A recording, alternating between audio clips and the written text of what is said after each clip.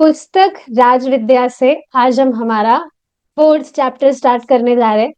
महात्माओं के माध्यम से विद्या। देखेंगे क्या है।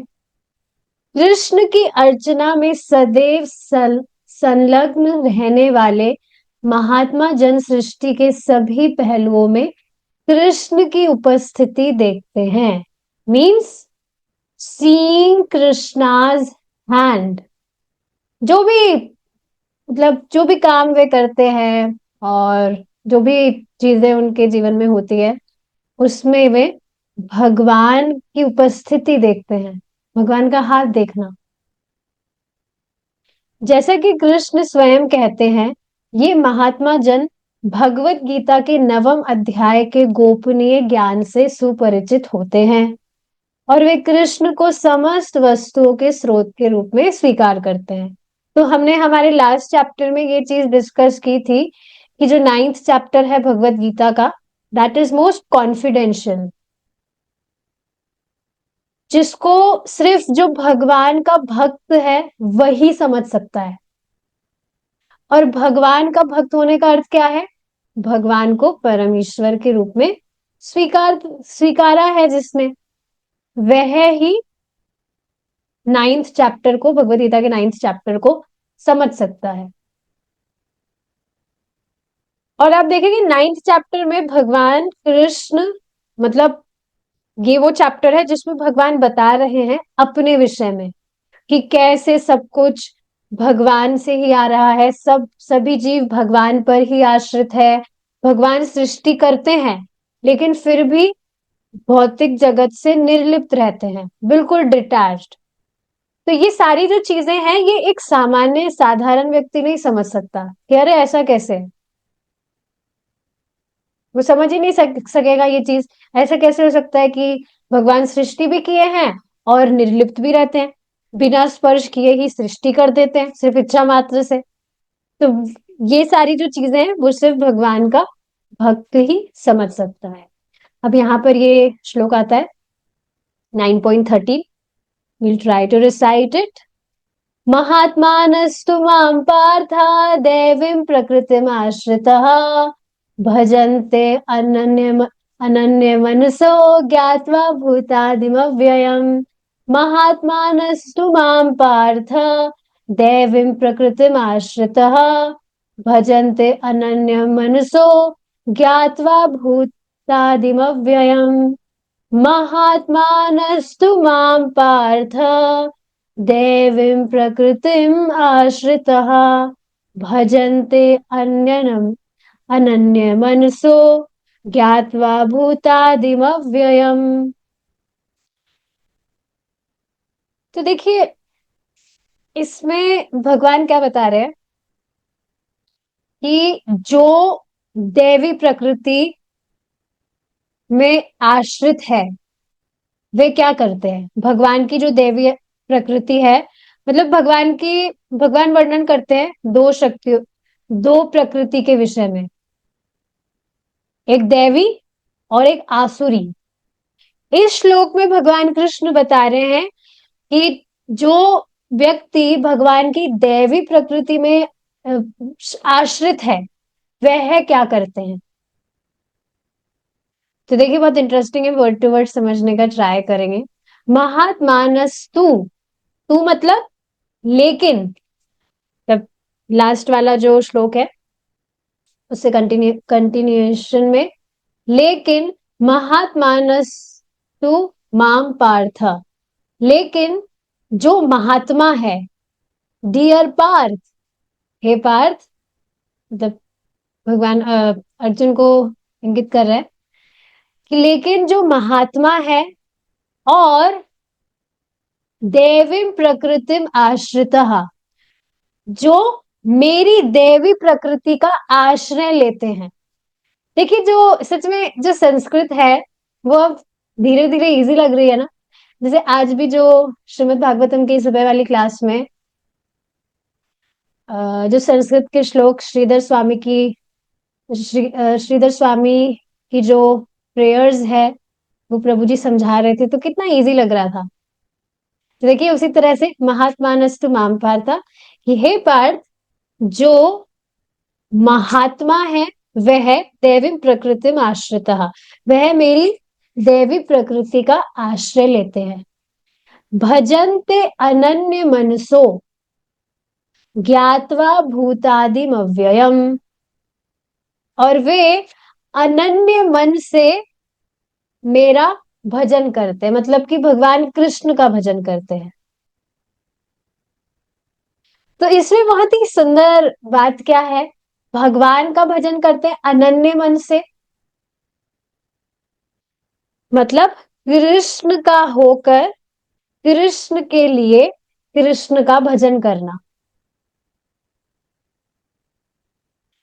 मैं कृष्ण का सेवक हूं, और कृष्ण कृष्ण की प्राप्ति कृष्ण की प्राप्ति के लिए, मतलब भगवान कृष्ण के प्रेम के लिए भगवान कृष्ण की सेवा करना ही मेरे जीवन का एकमात्र लक्ष्य है।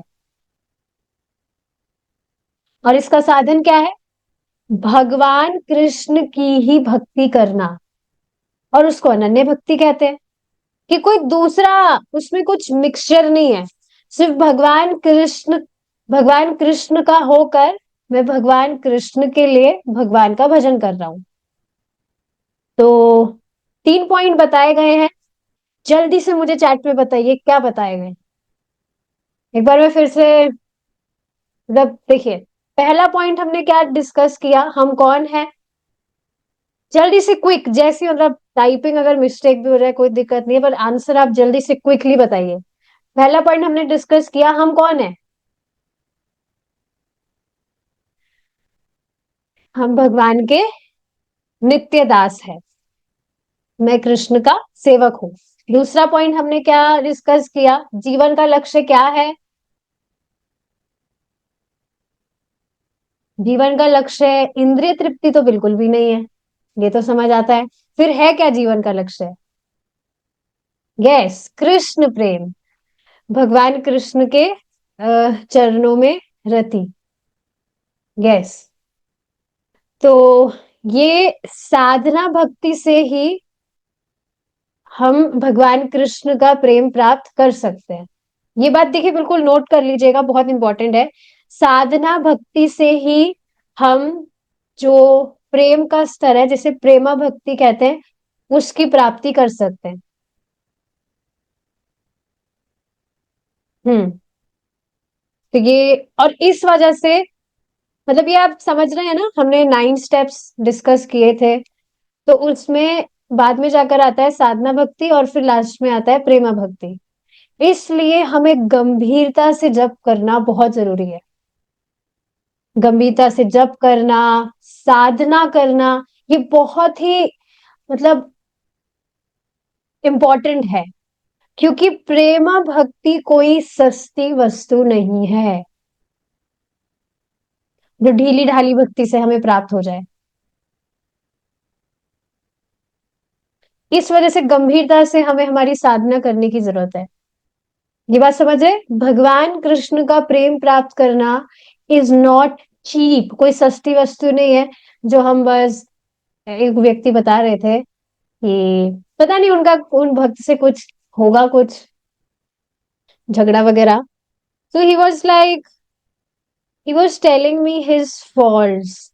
मैंने उनको कहा कि मुझे आप फॉल्ट्स में बताइए, तो उसमें वो बता क्या रहे थे कि वो जो भक्त है वो कार चलाते चलाते अपना 16 वाला जब पूरा करते हैं। और अब देखेंगे, पहले जब मैं चैंटिंग करती थी तो कभी कभी मैं भी बीच बीच में, जैसे व्हाट्सएप पे नोटिफिकेशन, पहले बहुत पहले की बात बता रही हूँ, व्हाट्सएप का नोटिफिकेशन चेक कर लिया, या लैपटॉप पे कुछ साइड में कुछ काम करते करते कर लिया। लेकिन अब मेरे दिमाग में थॉट भी आता है कि चैंटिंग करते करते साइड में कुछ और भी कर लिया जाए, सो तुरंत I become aware, no, that will be an offence. तो ये बात पता होनी चाहिए कि हम ध्यान पूर्वक जप नहीं कर रहे। ध्यान पूर्वक का देखिए सबसे पहला इंपॉर्टेंट चीज है कि हम योजना बनाकर जप के साथ साथ कुछ और काम भी कर रहे हैं, so this is an offence. आप खुद बताइए, जब आप किसी व्यक्ति से बात करते हैं, जैसे मान लीजिए मैं अभी आपसे यहाँ पर बात कर रही हूँ, बात ही तो कर रही हूँ, और मैं आपसे बात करते करते मेरा फोन भी बीच बीच में मैं देख रही हूँ। अगर मैं ऐसे क्लास लूँ, सोचिए आप, ऐसे क्लासेस हम डिस्कस करें कि मैं अपना फोन चेक करते करते यहाँ पर कुछ लोग भी बोल रही हूँ, फोन चेक करते करते कुछ किसी को रिप्लाई भी कर रही हूँ, साइड में कुछ जूस वगैरह भी मैं पी रही हूँ, तो कैसा लगेगा आपको? कितना खराब लगेगा ना। जैसे सुबह एक माता जी आती हैं, 2-3 बजे आ जाती हैं, तो मैंने 2-3 दिन से उनको नोटिस कर रही थी, वो इस तरह से बैठ के जब कर रही थी। अब सुबह तो प्रभु जी होते नहीं है जो मतलब टोके, तो 2-3 दिन से आई वॉज नोटिसिंग वो इस तरह से जब कर रही थी। हाँ, अपना लैपटॉप स्क्रीन उनका डिस्प्ले है, and she was chanting like this. तो मैंने उनको बताया कि माता जी अगर प्रभु जी होते तो आपको पक्का डांट पड़ती, आप कैमरा फेस करके चैंटिंग किया करिए, बहुत इम्पर्सनल सा लगता है। So I told this thing her politely. अब पता नहीं उन्होंने करेक्ट किया या नहीं, मैंने देखा नहीं उनको आज तो, पर हाँ, कितना खराब लगता है ना। तो उसी तरह से जब हम जप कर रहे हैं, so we are actually getting association of Krishna. कितनी बार तो हम सुनते हैं ये चीज कि भगवान का नाम भगवान से अभिन्न है, जब हम भगवान के नामों का जप कर रहे हैं तो हम भगवान का संग प्राप्त कर रहे हैं। अब जब कोई व्यक्ति आपके साथ में एसोसिएट हो रहा है और आप इम्पर्सनल बन जाइए, क्या बातें हम कर रहे हैं जब हम इस तरह से भगवान का नाम जप कर रहे हैं, so we are kind of talking with Krishna, is it not? We are asking Krishna कि प्लीज कृष्णा आप मुझे अपनी सेवा में लगाइए। तो इस तरह से कौन सेवा मांगता है? तो समझना चाहिए। मैं हमेशा ये पॉइंट याद करती हूँ, ऐसा नहीं कि मेरे दिमाग में थॉट नहीं आता कि मुझे चैंटिंग करते करते कुछ और भी कर लेना चाहिए साइड में, बट तुरंत आई जस्ट बिकम अवेयर कि नहीं, it will be an offence. अगर चैंटिंग करना ही है तो एक बार अच्छे से बैठ कर ही करते हैं, काम तो बाद में हो ही जाएगा। जो हम चैंटिंग कर रहे हैं ये ही सर्वश्रेष्ठ साधन है, एकमात्र यही नाम है जो हमें भगवान की प्राप्ति कराएगा, भगवान के प्रेम की। तो बताइए कैसे हम नेग्लेक्ट कर सकते हैं? तो अब आप देख रहे हैं ना कि भक्तों का संग ना लेने के कारण व्यक्ति या तो गाड़ी चलाते चलाते अपना 16 माला जप करेगा, या मैं कुछ मतलब सुनने में आता है कई माता जी कुकिंग करते करते अपना माला भी चल रहा है और यहाँ पर अपना चम्मच भी चला रही हैं। पता नहीं, मैंने सुना है, देखा तो नहीं है, देखूंगी तो कैसे मैं किसी घर पर जाकर। तो this is not the way. सिर्फ हमें संख्या पूरी नहीं करनी है। तो ये बात समझ रहे, ढीली ढाली भक्ति करके आ, प्रेम प्राप्त नहीं हो पाएगा। आगे और चीजें हम इससे रिलेटेड डिस्कस करेंगे कि भगवान मुक्ति दे देंगे, सब कुछ दे देंगे, लेकिन भगवान प्रेम आसानी से नहीं देते। चैतन्य चरितमृत में एक ऐसी लाइन भी आती है, यत आग्रह बिना प्रेम ना ही होए। अगर मतलब जिद करके एकदम कड़क भक्ति हम नहीं करते तो प्रेम प्राप्त नहीं होगा। भगवान मुक्ति वगैरह सब मतलब बहुत आसानी से भगवान दे देते हैं, लेकिन भक्ति देने में भगवान बहुत सोचते हैं, बहुत टेस्ट भी लेते हैं। जब हमें कृष्ण के अलावा और कुछ भी नहीं चाहिए, like nothing, we only want Krishna, और कुछ भी हमें नहीं चाहिए इस जगत से, तब भगवान अपना प्रेम देते हैं। मतलब बिल्कुल जरा सी भी हमारे एक छोटी सी भी कुछ डिजायर नहीं है कि कृष्ण के अलावा कुछ और भी चाहिए क्या? अभी तो कितनी सारी चीजें हमें चाहिए कृष्ण के अलावा। पर ठीक है, इस पॉइंट को ना सोचकर आप देखिए कि कितनी सारी चीजें अब नहीं भी चाहिए हमें। सिर्फ we put Krishna in our first priority. कितनी सारी चीजें अब हमें नहीं भी चाहिए जिसके पीछे, मैं मेरी बात करूं, I was running like crazy, पागलों की तरह बस उसके पीछे भाग रहे थे, ये चाहिए वो चाहिए, बट ऐसा नहीं है। तो ये बात बिल्कुल आप नोट कर लीजिए कि भगवान बड़ी आसानी से मुक्ति दे देते हैं कृष्ण, लेकिन भक्ति देने में बहुत सोचते हैं। इसलिए एकदम गाढ़ भक्ति करने की आवश्यकता है। गाढ़ का अर्थ समझ रहे हैं कि उसमें कुछ भी मिक्सचर नहीं होना चाहिए, ज्ञान या कर्म कांड बिल्कुल उसका मिश्रण नहीं होना चाहिए, बिल्कुल भक्ति, भक्ति ही करें।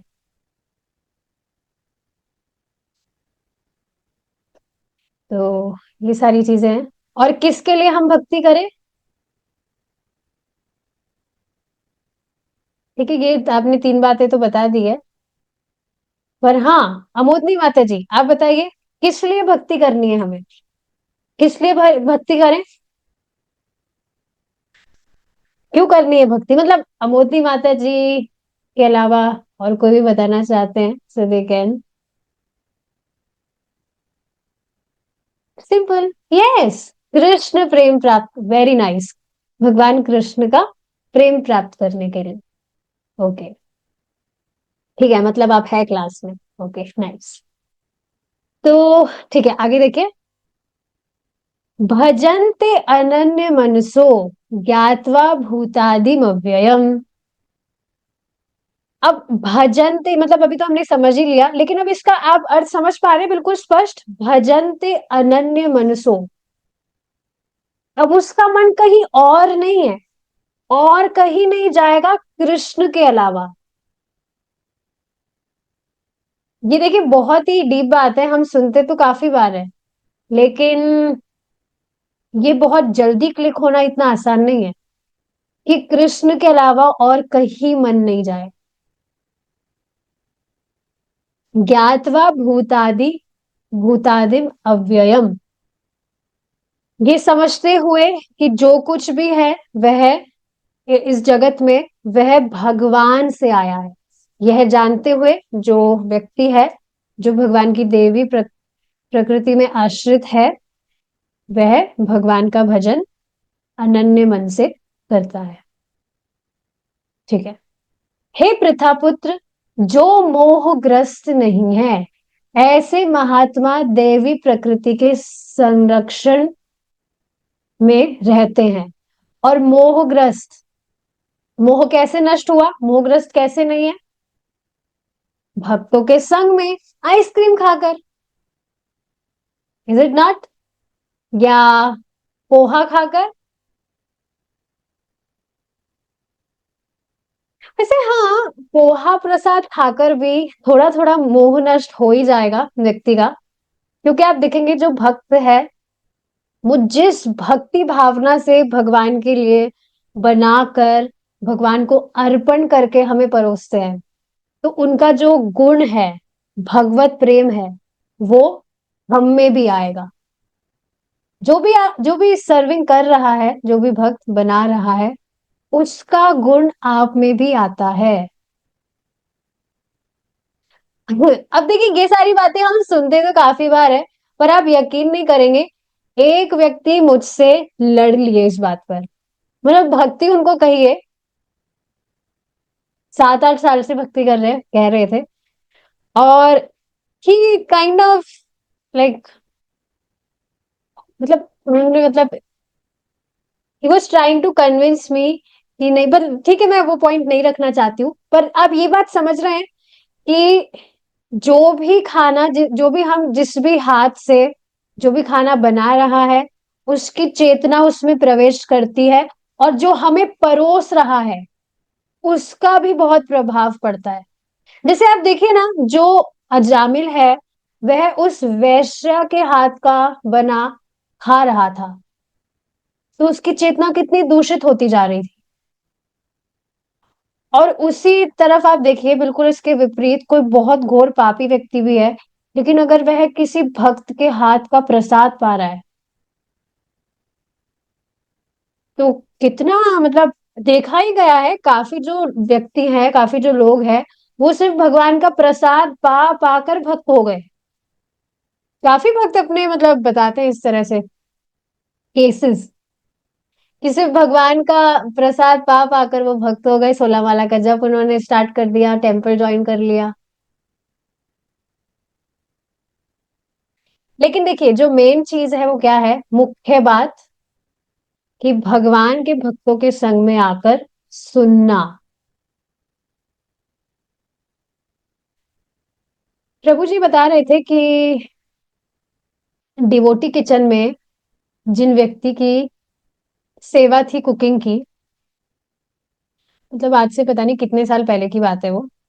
प्रभु जी बता रहे थे कि प्रभु जी जब आश्रम ज्वाइन किए थे, उससे डबल समय से ज्यादा वो व्यक्ति वहां पर सेवा कर रहे थे। और सेवा करने के बाद में भी उनके दिमाग में क्या था कि किसी को भी भगवान मानो, चाहे सिर्फ कृष्ण को भगवान मानो या दुर्गा देवी को भगवान मानो या शिव जी को मानो, सब एक ही बात है। अब बताइए, ये ऑफेंस नहीं हो गया? और ऐसे व्यक्ति सेवा कर रहे हैं। तो प्रभु जी इस पर यही बात समझा रहे थे कि सिद्धांत सुनना बहुत जरूरी है। भगवान कृष्ण का भजन जो अनन्य भाव से युक्त होकर करता है, उसके दुर्गुण तो भगवान भी नहीं देखते, क्योंकि वह आगे जाकर शुद्ध हो ही जाएगा। लेकिन कोई भी व्यक्ति या योगी, कुछ भी तपस्वी वगैरह होकर वो भगवान को और सबको समान कहता है या भगवान का उपहास बनाता है, तो भगवान उनको राक्षसी, आसुरी भगवान बता रहे हैं कि वह व्यक्ति राक्षसी है, आसुरी है। वो इस तरह से मुझे मनुष्य मानते हैं या मुझे जो भी समान मानते हैं, मैं एक साधारण हूं, इस तरह से भगवान उसको आसुरी राक्षसी बताते हैं। बहुत बड़ा अपराध है कोई भी व्यक्ति भगवान कृष्ण को इस तरह से कह रहा है कि भगवान कृष्ण तो सभी देवी देवताओं के समान है या एक महापुरुष है। और इसी के विपरीत आप देखिए, बहुत कोई दुराचारी व्यक्ति भी है, नहीं, कोई भक्त है जैसे भगवान की भक्ति कर रहा है, लेकिन उससे बहुत बड़ा कुछ दुराचार भी हो गया, लेकिन वो को भगवान पर पूरा विश्वास है, भगवान को परम ईश्वर उसने स्वीकार किया हुआ है, तो भगवान उसको साधु कह रहे हैं। और कोई व्यक्ति बहुत बड़ा तपस्वी है, एक्सटर्नली बहुत सेक्रीफाइसेस कर रहा है, ऑस्टेरिटीज परफॉर्म कर रहा है, बहुत बड़ा काम कर रहा है, पर भगवान का उपहास बनाता है, तो उसको भगवान कह रहे हैं राक्षसी, आसुरी। आप सोचिए, किसी व्यक्ति को राक्षस कहना, असुर कहना, तो ये कोई बहुत अच्छी क्वालिटी तो नहीं है। बहुत ही खराब वो व्यक्ति होगा तब उसको कोई राक्षस कहेगा या असुर कहेगा।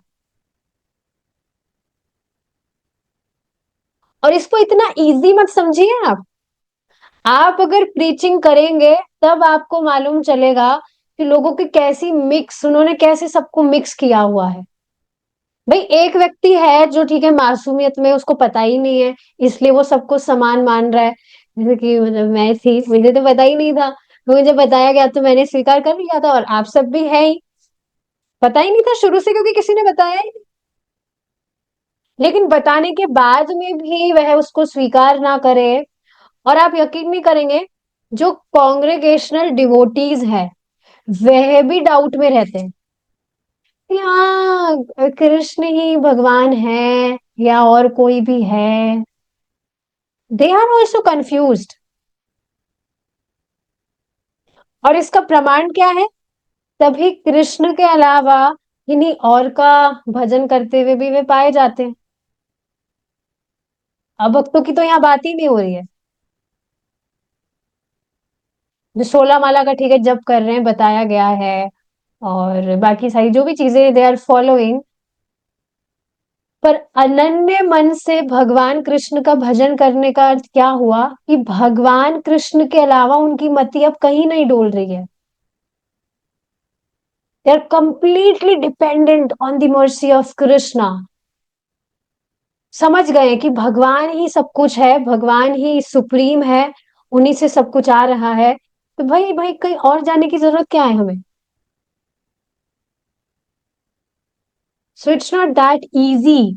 आप सब भक्त, लाइक, सच में यू आर रेयर सोल्स। देखिए, मैं बिल्कुल I am not saying it for the sake of praising, कोई बड़ाई बड़ाई करने के लिए नहीं कह रही हूँ, बट सच में ये बहुत ही रेयर है कि कोई व्यक्ति की ऐसी अगाध श्रद्धा हो जाए कि हाँ, एकमात्र भगवान कृष्ण ही है। कृष्ण मोरा, मोरा प्रभु त्राता।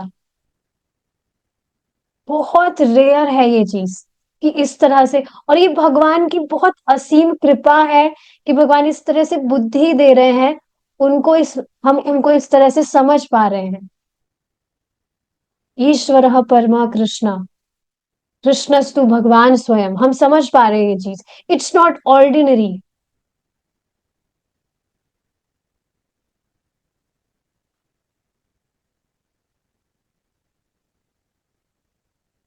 हे प्रथापुत्र, जो मोहग्रस्त नहीं है, ऐसे महात्मा देवी प्रकृति के संरक्षण में रहते हैं। मोहग्रस्त नहीं है, समझ रहे हैं ना? उनको डाउट नहीं है कि कृष्ण के अलावा कोई और तो कंट्रोल नहीं कर रहे हैं उनके साथ में। They are not in doubt. वे पूर्णतया भक्ति में सेवा में मग्न रहते हैं, क्योंकि वे मुझे आदि तथा अविनाशी पूर्ण पुरुषोत्तम भगवान के रूप में जानते हैं। अब एक बार एक भक्त ने क्वेश्चन किया था कि मान लीजिए कोई व्यक्ति, ठीक है, भगवान कृष्ण को वो भगवान स्वीकार भी कर लिया, लेकिन फिर भी वो भगवान कृष्ण के अलावा और देवी देवताओं का भी भजन कर रहा है, तो फिर इसका क्या अर्थ हुआ? तो वो भगवान कृष्ण को भगवान स्वीकार ही नहीं किया। अब जैसे देखिए कोई व्यक्ति है, वो समझिए किसी व्यक्ति के यहाँ जॉब कर रहा है, और उस व्यक्ति को वो समझ रहा था कि ये व्यक्ति तो प्राइम मिनिस्टर है, मुझे, मैं प्राइम मिनिस्टर के यहाँ जॉब कर रहा हूँ। लेकिन अब कुछ समय बाद उसको पता लगा, अरे ये तो सेक्रेटरी थे प्राइम मिनिस्टर के, प्राइम मिनिस्टर तो कोई और व्यक्ति है। जैसे उसको ये बात पता लगेगी तो वो सेक्रेटरी की जॉब छोड़कर प्राइम मिनिस्टर, मतलब उसकी ऐसी क्वालिटी है कि वो डायरेक्ट प्राइम मिनिस्टर को सर्व करे, तो उनके वहां नौकरी में लग जाएगा। तो बस फिर वो क्यों चिंता करेगा सेक्रेटरी को, मतलब वो संतुष्ट है कि नहीं, प्राइम मिनिस्टर संतुष्ट हो रहे हैं ना, तो अपने आप ही सब संतुष्ट होंगे। तो ये बात आप समझ रहे हैं? भगवान स्पष्ट यहाँ कह रहे हैं, क्योंकि वे मुझे आदि तथा अविनाशी पूर्ण पुरुषोत्तम भगवान के रूप में जानते हैं, इस वजह से वे अनन्य मन से मेरे ही भजन में लगे रहते हैं। मेरे मतलब भगवान कृष्ण के ही भजन में लगे रहते हैं। It's just that easy.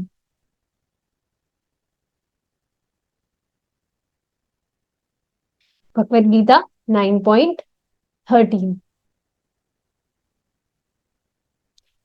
इस पर देखिए एक और एग्जाम्पल मुझे याद आ रहा है कि एक कोई व्यक्ति थे, उनको टेम्पल में ही सेवा मिला था।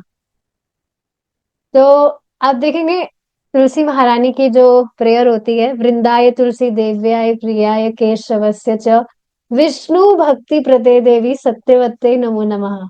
तो वहां पर जो व्यक्ति थे, अगर कोई व्यक्ति मतलब प्रेयर गा रहा है कि विष्णु भक्ति प्रदे देवी सत्यवती नमो नमः, तो वह व्यक्ति उनको दिया नहीं दिख, मतलब जो आरती हम लेते हैं वो नहीं देता था। कोई व्यक्ति कहता था कृष्ण भक्ति प्रदे देवी सत्यवते नमो नमः, तब वो उनको आरती दिखाता था। तो अब आप सोचिए यहाँ पर कितना बड़ा ऑफेंस है कि भगवान विष्णु और कृष्ण में वो भेद कर रहे हैं।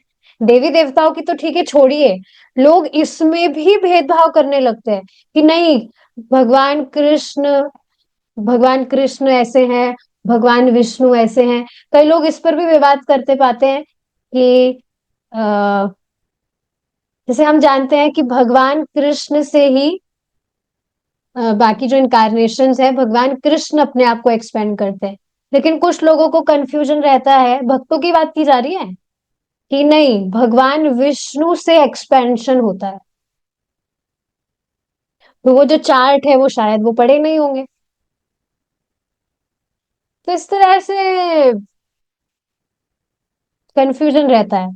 तो आप देख रहे हैं यहाँ पर वो जो व्यक्ति थे, वो इस तरह से कोई विष्णु भक्ति प्रदे देवी कहता था, तो उनको वो आरती नहीं दिखाते थे। कृष्ण भक्ति प्रदे देवी कहेगा तो वो दिखाते थे। तो भगवान में इस तरह से अंतर देखना कितना बड़ा अपराध है। समझना चाहिए भगवान कृष्ण और भगवान विष्णु में कोई अंतर नहीं है। ठीक है। महात्मा निसंदेह जानता है कि कृष्ण पूर्ण पुरुषोत्तम भगवान है और समस्त वस्तुओं के उद्गम है। वेदांत सूत्र की उक्ति है, अथा तो ब्रह्म जिज्ञासा। यह मनुष्य जीवन ब्रह्म विषयक जिज्ञासा करने के लिए है। वर्तमान काल में हम छोटी छोटी नश्वर वस्तुओं के अध्ययन में लगे हैं। मतलब आप समझ रहे हैं कि सबसे बड़ा जो टॉपिक है वह है कि व्यक्ति भगवान के विषय में जाने, भगवान कौन है ये जिज्ञासा व्यक्ति में होनी चाहिए। पर ये वो जो छोटी मोटी ये नश्वर चीजें आसपास में है उसके अध्ययन में लगा है कि कैसे पंखा ठीक हो जाए, या जो भी उनका जो भी वो जिस भी पर्टिकुलर फील्ड में पढ़ाई करते हैं, एक एक सब्जेक्ट, एक एक आप देखेंगे जो इलेक्ट्रॉनिक डिवाइसेस है उनकी भी बहुत डिटेल में पढ़ाई करते हैं लोग। अब है तो सब नश्वरी। या जैसे कल वो जो ग्रुप है, वीगन ग्रुप, इंटरनेशनल ग्रुप, उसमें कल डिस्कशन चल रहा था कि हम नेचुरल डाइट फॉलो करते हैं, वी कंज्यूम जो भी स्ट्रेट फॉरवर्ड मदर नेचर से आता है हम वो कंज्यूम करते हैं। तो उसमें मतलब आगे किसी व्यक्ति ने एक बुक मेंशन की कि अगर किन्हीं को भी क्रेविंग्स होती है तो वो इस बुक को पढ़कर they can just rid of their cravings. तो इसमें पता नहीं कुछ टॉपिक्स थे, मतलब मुझे, I was also following all these things, तो मैंने उस बुक का थोड़ा रिसर्च किया। तो उसमें सारी चीजें बता रहे थे कि कैसे जब तक हम 100% स्विच नहीं करेंगे तो हम फॉलो नहीं कर सकते, हमारी क्रेविंग्स रहेगी ही। और किस तरह से, मतलब वो लोग डिटेल में बता रहे थे सारी चीजें कि फास्टिंग करना कितना इम्पोर्टेंट है। अगर हम ये सारी चीजें फॉलो नहीं करेंगे तो हम छोटे से जीवन में ही मर जाएंगे, बहुत कम उम्र में ही मर जाएंगे।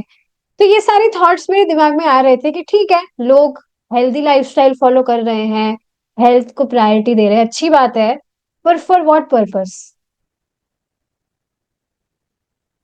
तो यही चीज सेम प्रभुपाद जी यहाँ बता रहे हैं कि है तो ये शरीर भी नश्वर ही, तुम लंबा भी जी लोगे तो कितना लंबा।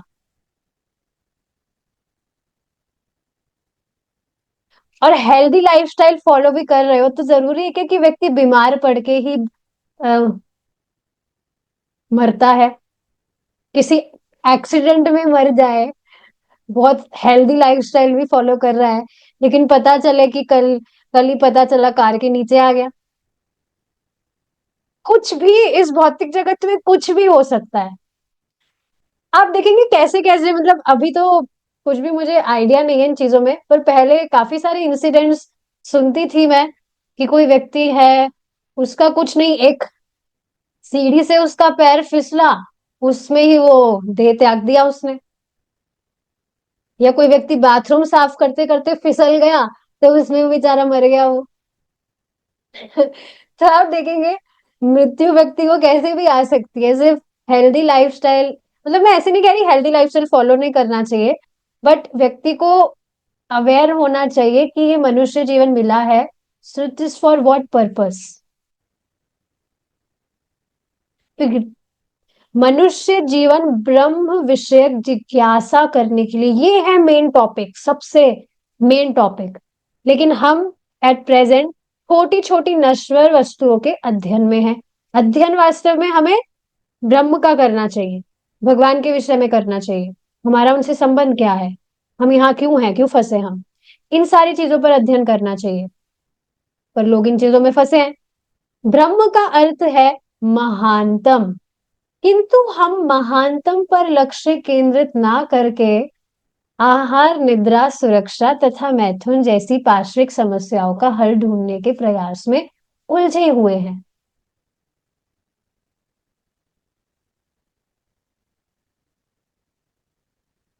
ये छोटी छोटी समस्याएं स्वतः हल हो जाती है, हो ही जाती है।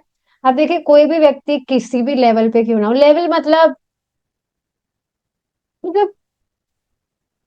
कि लेवल का मतलब है कि किसी भी फैमिली से वो बिलोंग करता हो, चाहे से कोई रिच फैमिली में हो या पुअर फैमिली में हो या मिडिल फैमिली में हो, जो भी डिफरेंट डिफरेंट क्लासेस होती है, तो सब में ही जो भी ये छोटी मोटी समस्या है, ये तो हल हो ही रही है।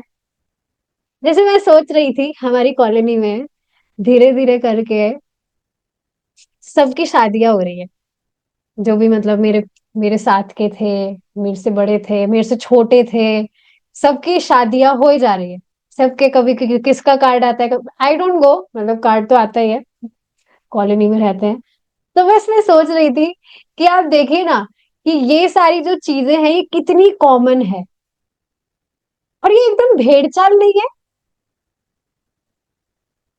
कोई व्यक्ति मतलब रेंज में ही नहीं है कि हम इससे बाहर कुछ सोचे क्या। सब बस सोच रहे हैं कि हाँ, हम कॉलेज में पढ़कर हमारा जॉब लग गया, अब बढ़िया हमारी शादी हो जाए, हम सेटल हो जाए, फिर आगे जो भी वो गृहस्थी अपनी बांधते हैं, जो भी सारी चीजें करते हैं।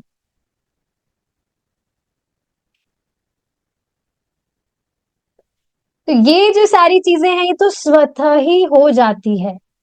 आहार, निद्रा, सुरक्षा तथा मैथुन का भोग तो पशु भी करते हैं। इन सब की व्यवस्था विद्यमान है। ये शारीरिक आवश्यकताएं वास्तविक समस्याएं नहीं है। जैसे आज कोई व्यक्ति थे, वो अभी सर्दियों का टाइम है, सब धूप में बैठे रहते हैं मगरमच्छ की तरह धूप भी आराम से धूप में बैठे थे। तो मैं उनको बता रही थी, आप देखिए वो सामने वो जो पक्षी है, वो भी आराम से धूप सेक रहा है, बड़े आराम से बैठा है धूप में, और बड़ा आराम से वो फैल कर बैठा है।